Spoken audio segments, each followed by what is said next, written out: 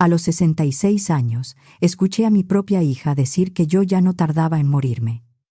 Lo dijo en mi sala, tomando café con su esposo, porque estaba segura de que yo seguía completamente sorda. Lo que no sabía era que, desde esa misma mañana, yo volvía a escuchar lo suficiente para entender cada palabra. Me llamo Elena Ramírez, y todavía me cuesta aceptar que todo empezó con una infección. 4 meses antes de aquella mañana, desperté en un hospital privado de Guadalajara sin poder oír una sola palabra. No escuchaba bajo, ni distorsionado, ni como cuando uno tiene agua en el oído. Era silencio. Veía los labios de las enfermeras moverse. Veía al médico inclinarse sobre mi cama. Veía a la gente entrar y salir del cuarto, pero todo pasaba lejos de mí. Tampoco es que tuviera demasiadas personas con quien hablar. Mi hija Mireya y yo llevábamos años distanciadas. Desde que murió su padre, mi esposo Roberto, algo entre nosotras se rompió de una manera que nunca pude arreglar. Roberto y yo estuvimos casados más de 40 años. Vivíamos en una casa amplia en Zapopan, en una zona tranquila, con patio, árboles y cuartos grandes. No éramos ricos, pero Roberto había sido ordenado con el dinero. Entre sus ahorros, mi pensión y la casa pagada, yo podía vivir sin preocupaciones. Apenas habían pasado unos días del funeral cuando Mireya llegó sin avisar. Entró con el rostro duro y una carpeta bajo el brazo. Ni siquiera me abrazó, ni siquiera preguntó si había comido. «Mamá, tenemos que hablar de la casa», me dijo. Yo todavía usaba ropa negra.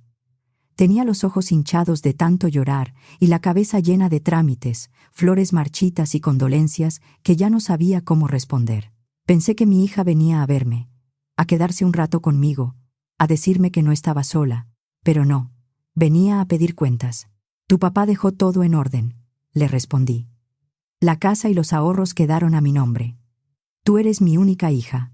Cuando yo falte, todo será tuyo». Mireya apretó la boca como si yo acabara de insultarla. «Eso no es justo», dijo. «Yo también tengo una familia. No puedo quedarme sentada esperando a que te mueras». Esa frase se me quedó clavada. No porque la gritara, no porque usara palabras fuertes. Fue peor. Lo dijo como si fuera algo razonable. Después de eso, dejamos de hablarnos durante años. Mireya siguió con su vida. Vivía con su esposo Armando y sus 2 hijos, Abril y Nicolás, en una casa rentada por Tlaquepaque. No estaba tan lejos de Zapopan, pero en Guadalajara las distancias también se vuelven excusas. Si no hay voluntad, media hora de camino parece otro país. Yo me quedé sola en la casa donde había vivido con Roberto casi toda mi vida adulta. Al principio la casa se me hizo enorme. Luego aprendí a moverme dentro de esa soledad, como quien aprende a caminar con una piedra en el zapato. Durante años seguí dando clases de literatura en una universidad de Guadalajara. No necesitaba trabajar por dinero, pero ese trabajo me sostenía. Me gustaba entrar al salón, escuchar a los alumnos discutir un cuento, hacerles preguntas, ver cómo una idea sencilla abría una conversación. Había días pesados, claro, pero aún así era lo que me hacía sentir útil. Luego vino la infección. Recuerdo poco de los primeros días en el hospital. Fiebre, medicamentos, luces blancas, manos que me acomodaban el suero, rostros preocupados. Cuando por fin estuve más despierta, el médico me escribió en una libreta: «Señora Elena, por ahora tiene una pérdida auditiva severa. Necesitamos hacer más estudios con el otorrinolaringólogo para saber si el daño es temporal o permanente». Leí esa frase varias veces. Me quedé con esas 2 palabras por ahora. Una tarde, mientras seguía internada, Mireya apareció en la puerta del cuarto. Traía una libreta pequeña y un bolígrafo. Se veía cansada. Más vieja también. Hacía años que no la tenía tan cerca. Escribió algo y me lo mostró. «Mamá, necesitas ayuda. Déjame cuidarte, por favor». No sé si fue la medicina, el miedo o el cansancio de estar tan sola, pero asentí. Me dije que tal vez la vida nos estaba dando una oportunidad. Tal vez Mireya se había arrepentido de lo que me dijo después del funeral. Tal vez mi enfermedad había movido algo en ella. Tal vez yo también necesitaba dejar de vivir con tanto orgullo. Cuando me dieron de alta, la invité a mudarse conmigo con su familia. Mireya, Armando, Abril, que ya tenía 18 años, y Nicolás, de 14, dejaron la casa que rentaban y se instalaron en la mía. También le di a Mireia una tarjeta adicional y la autoricé para hacer pagos desde mi aplicación bancaria. Yo ya no podía hablar por teléfono. Me costaba ir al banco y en las tiendas me sentía torpe cuando no entendía lo que me decían.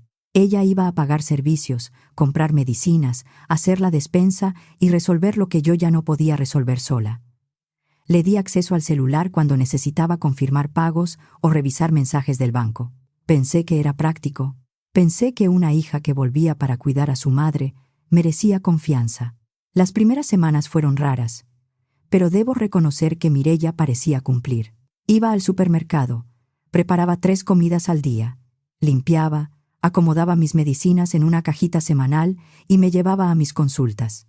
Armando arregló una fuga del baño, cambió unos apagadores y puso barras de seguridad junto a la regadera.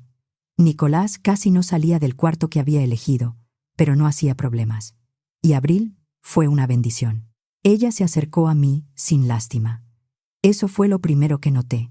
No me hablaba como si yo me hubiera vuelto inútil. No me trataba como carga. Un día llegó a mi cuarto con su tableta y una libreta. «Abuela, quiero enseñarte unas aplicaciones», escribió. «Hay libros, juegos, películas con subtítulos y grupos de lectura donde todo se comenta por escrito». Se sentó conmigo durante horas. Me enseñó a aumentar el tamaño de la letra, a descargar novelas, a buscar videos con subtítulos, a mandar mensajes sin desesperarme. También me mostró sus proyectos de fotografía. Tenía buen ojo, fotografías de manos arrugadas vendiendo flores, de niños jugando bajo la lluvia, de un señor dormido en una banca con el periódico sobre el pecho. Sus fotos contaban historias sin explicar demasiado. Yo le hablaba fuerte, demasiado fuerte, porque no podía escucharme a mí misma. Ella sonreía y me tocaba el brazo para tranquilizarme. Mi vida cambió por completo. Tuve que dejar la universidad. Al principio quise convencerme de que podía seguir dando clases, pero era absurdo. ¿Cómo iba a dirigir una discusión si no podía escuchar a mis alumnos? ¿Cómo iba a responder preguntas? ¿Cómo iba a notar si alguien intentaba participar y no se atrevía? Firmé mi retiro con una tristeza que todavía me cuesta nombrar.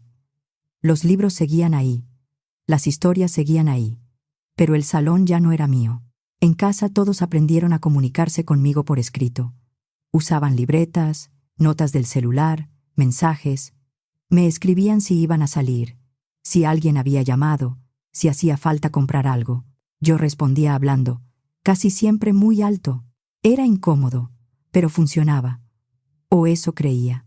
Desde mi sillón de la sala empecé a observar cosas. Cuando una pierde el oído, aprende a mirar distinto. Veía a Mireia y a Armando hablar en la cocina con las cabezas muy juntas. A veces se reían y al verme cambiaban la cara demasiado rápido. Sonreían con una sonrisa amplia que no llegaba a los ojos. En otras ocasiones entraba por un té y los encontraba en una conversación tensa. Apenas me veían, se callaban. Luego Mireia tomaba una libreta y me escribía algo amable. «¿Quieres manzanilla, mamá?» Yo asentía y me regañaba por dentro. «Estás amargada, Elena. Estás frustrada porque no escuchas. No veas fantasmas donde quizá no los hay», pero los gestos seguían ahí. Armando miraba a Mireia por encima de mi cabeza. Nicolás ponía los ojos en blanco cuando yo le pedía que me escribiera algo. Mireia me acariciaba el hombro frente a las visitas, pero cuando creía que nadie la veía, su rostro se endurecía. Aún así, me obligué a confiar. Ella cocinaba, me llevaba al médico, lavaba mi ropa, pagaba los servicios. ¿Qué clase de madre sospecha de la hija que está cuidándola? Un día, después de una consulta, el especialista me escribió en una hoja: «Un aparato auditivo no resolvería su caso por ahora. Necesitamos seguir investigando la causa y ver si hay posibilidad de recuperación». Me quedé mirando la frase durante varios minutos. Mireia me tocó el hombro, preocupada o fingiendo preocupación. No lo sé. Yo asentí como si entendiera, pero por dentro sentí que me cerraban otra puerta. Pasaron las semanas. Me acostumbré a leer más, a participar en un club de lectura en línea y a mirar películas con subtítulos. La casa tenía más ruido que antes, aunque yo no pudiera oírlo. Pero no tenía paz. Yo no escuchaba sus conversaciones, pero veía cómo se callaban cuando entraba. Entonces llegó aquella mañana. Serían como las 6. Yo dormía cuando algo me arrancó del sueño. Al principio no entendí qué era. Me quedé inmóvil, con el corazón acelerado. Luego lo reconocí el claxon de un coche en la calle. Me senté en la cama. Lo había oído. No lo imaginé. No lo sentí como vibración. Lo oí. Me levanté despacio.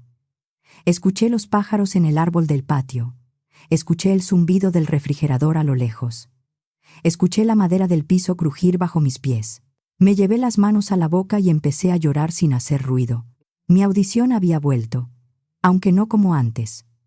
Los sonidos llegaban raros, algunos más fuertes que otros, como si alguien estuviera subiendo y bajando el volumen del mundo. Pero podía reconocer voces. Podía entender frases si no hablaban demasiado rápido.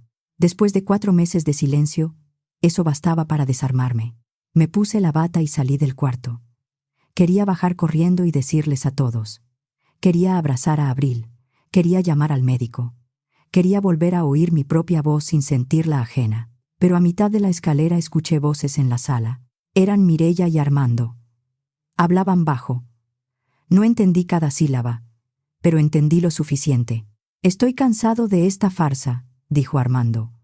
«¿Cuánto tiempo más tenemos que seguir fingiendo?» Me detuve. Una mano se me quedó pegada al barandal. «Baja la voz», respondió Mireia. «¿Para qué? No escucha nada. Estoy harto de hacerme el atento con tu mamá.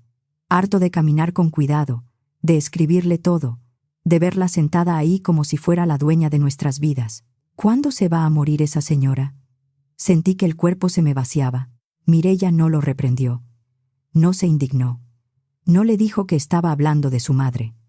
Al contrario, soltó una risa baja. «Ten paciencia», dijo. «No creo que aguante mucho. Ya perdió el oído. A esa edad, cuando empiezan a fallarles las cosas, se van apagando. En cualquier momento se rinde». Tuve que sentarme en un escalón.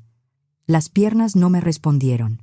Mi propia hija estaba abajo, en mi sala, hablando de mi muerte como si hablara de que se acabara la renta. Mi yerno, el hombre al que yo había recibido en mi casa, estaba cansado de esperar a que yo muriera.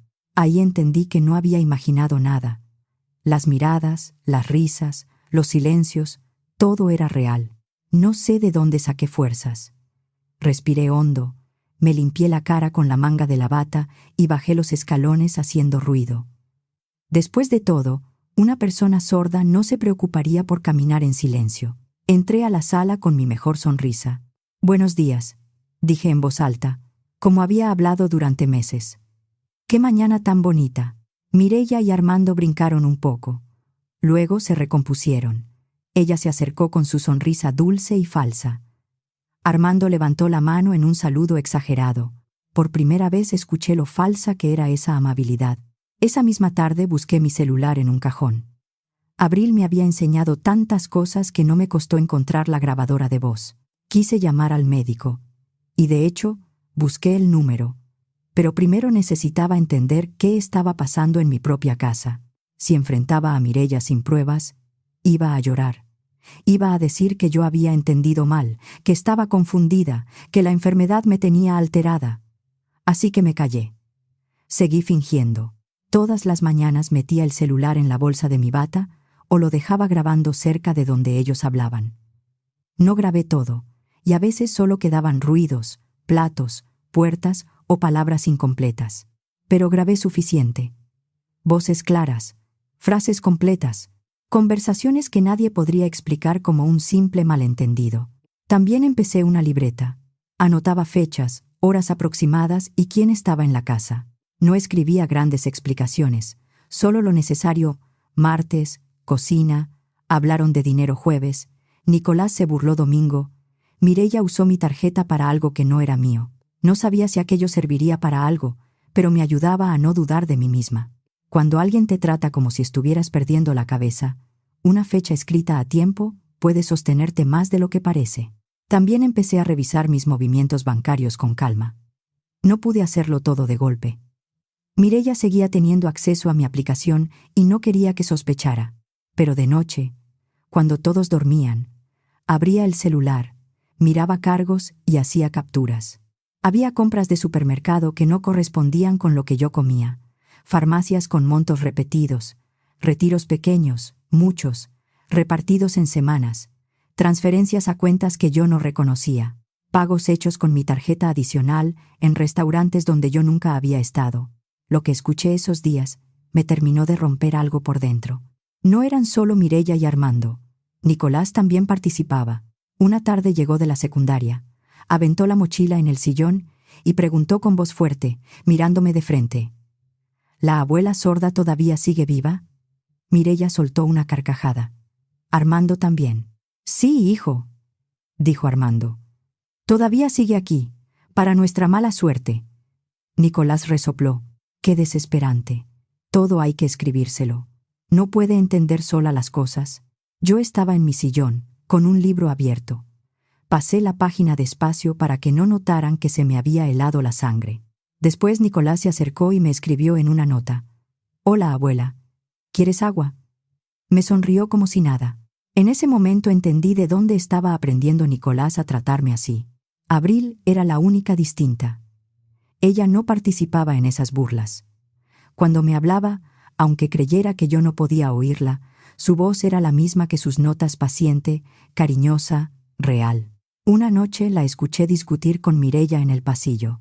Mamá, ya basta, dijo Abril. No hables así de mi abuela.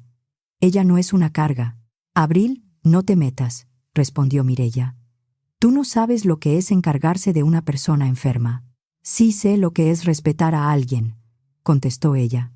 Y ustedes no la respetan. Escuché los pasos de Abril alejarse. Desde mi ventana la vi salir al jardín y sentarse en la banca, limpiándose los ojos con la manga del suéter. Quise bajar, abrazarla y decirle que la había escuchado, que sabía que ella sí me quería. Pero no podía arriesgarme. Si Mireia descubría que yo oía, todo terminaría antes de que yo tuviera pruebas suficientes. Lo más doloroso vino después.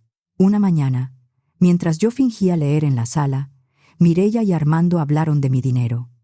Ella tenía mis estados de cuenta en la mesa del comedor. Los reconocí por el logotipo del banco y porque había dejado abiertas varias hojas con marcatextos. ¿Cuánto has sacado hasta ahora?, preguntó Armando. Mireia revisó los papeles antes de responder. Como 450,000 pesos. Casi se me cae el libro. 450,000 pesos. No era un error. No era una compra grande. No era una emergencia. Mi hija me había quitado casi $500,000 de pesos. ¿Nada más?, dijo Armando. Mireia, tu mamá tiene dinero de sobra. Esa cantidad ni la va a notar. No es tan fácil, respondió ella molesta. Tiene alertas del banco para movimientos grandes. No puedo hacer una transferencia enorme de golpe. Lo he ido moviendo en partes, retiros, pagos con la tarjeta, compras para la casa, supuestas medicinas, cosas así. No está oyendo, pero no está ciega. Armando soltó una risa seca. Lástima. Si también estuviera ciega, sería más sencillo. Me quedé quieta, muy quieta. Sentí un calor subir por el pecho, pero no era tristeza. Era coraje. Un coraje que no me hizo levantarme ni gritar. Me hizo cerrar el libro con cuidado y esperar.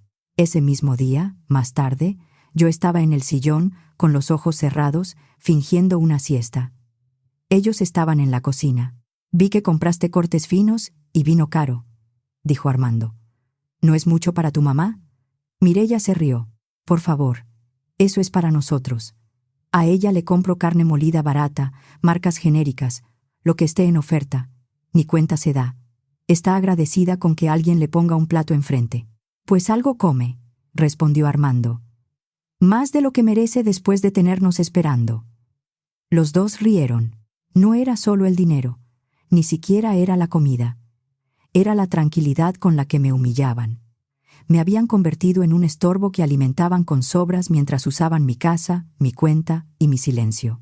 A la tercera semana de estar fingiendo, Mireia se sentó frente a mí durante el desayuno. Traía una hoja doblada con su letra más cuidada. Mamá, quiero organizarte una comida grande por tu cumpleaños. Invitar a familiares, amigas, gente de la universidad. Te mereces que te celebremos. Leí la nota y levanté la vista. Su cara era perfecta. La hija amorosa. La hija arrepentida. La hija que cuidaba a su madre enferma. Sonreí. «Qué bonito, hija», dije en voz alta. «Me va a dar mucho gusto». Pero ya sabía lo que quería. Mireia necesitaba público. Quería que todos la vieran como la hija ejemplar que había dejado todo para cuidar a su madre sorda. Quería testigos de su sacrificio. Quizá también quería preparar el terreno para cuando yo muriera y ella pudiera decir que había hecho todo por mí. Yo la dejé. Le pedí por escrito que invitara también a Javier, un primo mío que llevaba más de 30 años trabajando como abogado. Mireia no sospechó nada. Javier siempre había sido cercano a Roberto y a mí, así que su presencia en mi cumpleaños no parecía rara. Solo le mandé un mensaje aparte, breve, desde el celular. «Ven, por favor, necesito que estés. No preguntes todavía». Los preparativos empezaron de inmediato. Mireia llamó a familiares, antiguas amigas mías, colegas de la universidad. Encargó un servicio de comida, arreglos para la casa, un pastel grande y hasta un fotógrafo. Todo salió de mi cuenta, como casi todo desde que ella manejaba mis pagos. Yo tomé capturas de cada cargo, no porque el pastel me importara, sino porque ya había aprendido que hasta las cosas pequeñas cuentan cuando alguien quiere hacerte parecer confundida. Durante esas semanas seguí grabando. Cada comentario cruel, cada burla, cada conversación sobre dinero, cada frase donde Mireia hablaba de mí como si yo fuera un trámite antes de la herencia. Abril seguía viniendo a mi cuarto con libros y fotografías. Me enseñaba sus avances para entrar a la universidad, sus cartas, sus planes. Había sido aceptada en el Tecnológico de Monterrey, en un programa de comunicación visual dentro del área creativa, pero estaba preocupada por la colegiatura y la residencia en Monterrey. «Es mucho dinero, abuela», me escribió un día. «No quiero ser una carga para nadie». Le tomé la mano. «No eres una carga, Abril», le dije, fuerte como siempre. «Menos para mí». Ella sonrió, sin saber que yo había escuchado cómo le temblaba la respiración. El día de mi cumpleaños, la casa se llenó. Llegaron primas, vecinos antiguos, compañeras de la universidad, 2 exalumnos que todavía me visitaban de vez en cuando. Algunos me saludaban escribiéndome en servilletas o en el celular. Me dio ternura verlos esforzarse. Mireia iba de un lado a otro como anfitriona perfecta. Servía café, acomodaba platos, abrazaba gente. «Ha sido difícil», le escuché decirle a mi prima Patricia, «pero cuidar a mi mamá no es una carga. Es lo mínimo que puedo hacer después de todo lo que ella hizo por mí». Patricia le apretó la mano emocionada. «Eres una gran hija, Mireia». Yo estaba sentada en el lugar principal de la sala, sonriendo como la madre agradecida que todos esperaban ver. Por dentro contaba los minutos. Después de la comida, Nicolás apagó algunas luces y conectó su computadora a la televisión. Habían preparado una presentación de fotos. En la pantalla aparecíamos todos. Mireia sirviéndome sopa, Armando sentado junto a mí con un libro abierto que jamás me había leído, Nicolás y Abril en el jardín, los 5 en el patio fingiendo ser una familia unida. Cada foto tenía frases encima. «El amor de familia lo puede todo. Juntos en cada etapa. Te amamos, abuela». Escuché suspiros. Mi amiga Martha se limpió los ojos. Alguien dijo que era hermoso ver a una familia tan unida. Mireia se llevó una mano al pecho, actuando con una delicadeza que me dio vergüenza ajena. Cuando terminó la presentación, todos aplaudieron. Entonces me levanté. La sala se quedó en silencio. Mireia se acercó de inmediato con una libreta, pensando que yo iba a necesitar ayuda para dar las gracias. Le hice una seña suave para que se detuviera.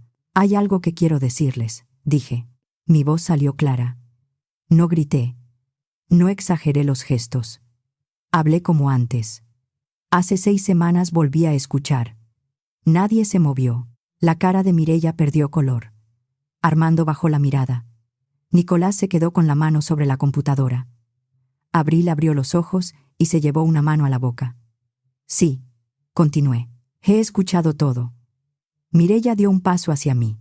«Mamá», dijo, con la voz quebrada. «No sé qué crees que escuchaste». No fue así. Levanté el celular. También lo grabé. Apreté reproducir. La primera voz que llenó la sala fue la de Armando. ¿Cuánto tiempo más tenemos que seguir fingiendo?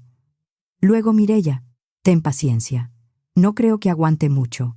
Ya perdió el oído. En cualquier momento se rinde. Un murmullo recorrió la sala. Patricia soltó la mano de Mireya. Martha se cubrió la boca. Algunos bajaron la mirada. Otros miraron a mi hija como si acabaran de verla por primera vez. La grabación siguió. ¿Cuánto has sacado hasta ahora? Como 450,000 pesos. Tu mamá tiene dinero de sobra. Esa cantidad ni la va a notar. Luego se escuchó la voz de Nicolás, adolescente y cruel. ¿La abuela sorda todavía sigue viva? Nadie dijo nada, ni siquiera Mireya. Ella empezó a llorar, pero no se acercó a mí. Miró primero a Patricia, luego a Javier, luego a los demás, como buscando a alguien que todavía pudiera creerle. Mamá, no, dijo. No fue así. Estábamos cansados. Fueron bromas. Tú no sabes lo que hemos vivido cuidándote. La miré. Por primera vez en años, no sentí ganas de explicarle nada. Javier, dije, mirando a mi primo, te necesito como abogado. Quiero hacer esto bien. Quiero revisar mis estados de cuenta, mis transferencias y todo lo que sacaron de mi cuenta. Javier se levantó con el rostro duro. Cuenta conmigo, dijo. Primero revisamos estados de cuenta y movimientos. Los audios también, pero esto se hace bien. Armando se puso de pie.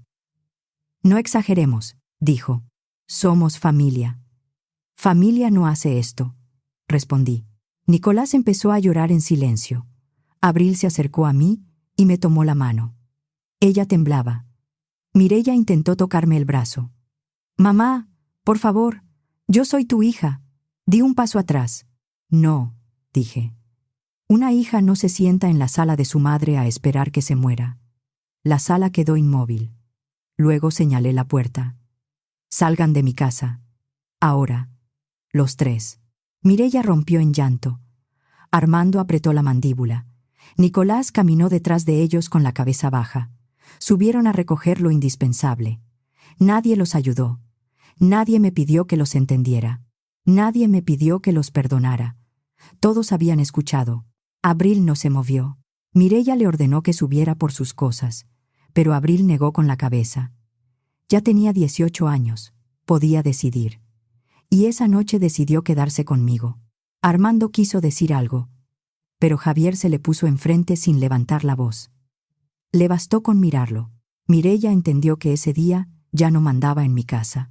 Cuando la casa por fin quedó tranquila, ella se sentó a mi lado en el sillón. No escribió nada. Ya no hacía falta. Abuela, me dijo con la voz rota. Perdón, yo no sabía lo del dinero. Lo sé, le respondí. Yo sí te quiero. Le apreté la mano. También lo sé. En las semanas siguientes, Javier me ayudó a ordenar todo. Lo primero fue cancelar la tarjeta adicional, cambiar contraseñas y quitarle a Mireya cualquier autorización bancaria. Fui al banco con él, con mi identificación y una carpeta bajo el brazo. Me dio vergüenza explicar que mi propia hija había usado mi confianza para vaciarme en partes, pero la vergüenza no era mía. No fue como en las películas. No bastó con mostrar audios y verlos rendidos al día siguiente. Hubo estados de cuenta, comprobantes de retiros, cargos que Mireya no pudo justificar, transferencias pequeñas que sumadas daban una cantidad imposible de explicar como gastos de casa. También revisamos los pagos del supermercado, las farmacias y los restaurantes. Yo imprimí capturas, subrayé fechas y fui recordando qué días ni siquiera había salido. Javier habló con Mireya y Armando. Les dejó claro que había elementos para iniciar una denuncia por abuso de confianza, robo y maltrato económico. También les explicó que, si querían evitar un proceso largo y público, tenían que devolver el dinero y firmar un reconocimiento de deuda con fechas, montos y comprobantes. Mireya devolvió los 450,000 pesos. No lo hizo por conciencia. Lo hizo porque tenía miedo. Una parte llegó por transferencia, otra en efectivo, otra con un préstamo que, según supe después, pidió Armando a un hermano. Javier no soltó un solo papel hasta que cada peso estuvo comprobado. Yo decidí no llevarlos a juicio. No fue perdón. Fue cansancio. No quería pasar meses o años viendo sus caras en oficinas, audiencias y llamadas de abogados. Quería mi casa limpia de ellos. Quería mi vida de regreso. Quería dormir sin escuchar sus voces en mi cabeza. Fui con mi notario y cambié mi testamento. También llevé mi valoración médica más reciente, porque ya me imaginaba a Mireya diciendo después que yo no estaba bien, que Abril me había manipulado o que la enfermedad me había vuelto desconfiada. El notario me hizo preguntas a solas. Respondí una por una, tranquila. Sabía exactamente lo que estaba firmando. Mireya quedó fuera. No recibirá la casa, ni mis ahorros, ni un solo peso. También dejé instrucciones claras y una carta firmada para que nadie pudiera decir después que yo estaba confundida, presionada o enferma. Javier me ayudó a dejar todo en orden. Algunas personas me dijeron que con Nicolás debía ser más comprensiva porque solo tenía 14 años. No pude. Tal vez algún día entienda lo que hizo. Tal vez se arrepienta de verdad. Ojalá. Pero yo no podía dejarle una recompensa a alguien que se burló de mi enfermedad y deseó mi muerte mientras vivía bajo mi techo. Abril, en cambio, se convirtió en mi compañía más querida. Pagué su colegiatura y su residencia en Monterrey, no como premio por haberme defendido, sino porque la vi tratarme con respeto cuando creía que yo no podía darle nada a cambio. Se fue a estudiar, y cada vez que puede viene a verme. A veces pasamos horas hablando. Otras veces solo nos sentamos en el patio a tomar café mientras ella me muestra sus fotos. Ayer firmé mi nuevo testamento definitivo. Todo lo que tengo, la casa, mis ahorros, mis libros, quedará para Abril cuando yo falte. Mireya pasó años buscando asegurar una herencia que ya habría sido suya si me hubiera tratado con un poco de decencia. No tenía que fingir, ni robar, ni organizar fiestas, ni actuar frente a nadie. Solo tenía que ser una hija decente. No voy a decir que no me dolió. Me dolió. Todavía me duele. Pero dolía más vivir rodeada de gente que me sonreía de frente y esperaba mi muerte cuando yo daba la espalda. Abril fue la única que me defendió cuando pensó que yo no podía escucharla. Con eso me bastó para saber a quién quería dejarle mi casa.